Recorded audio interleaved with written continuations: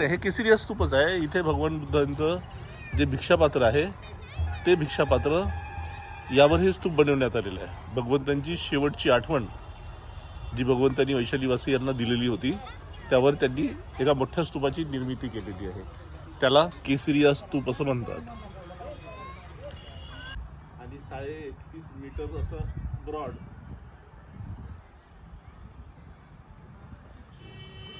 माघ पौर्णिमेला आपल्या पुण्यस्मरण हे केलं की म्हणजे 3 महिन्यानंतर मी आपला देहत्याग करणार आहे, ज्याला आपण पुण्यस्मरण दिवस म्हणून ओळखतो. त्याच्यानंतर दुसऱ्या दिवशी ज्यावेळेला भगवंत हे कपिलवस्तू नगरी कुशीनाराकडे जायला निघाले त्यावेळेला सर्व लिच्छवीची सर्व मंडळी, वैशालीची सर्व मंडळी ही बुद्धाच्या मागे जात होती.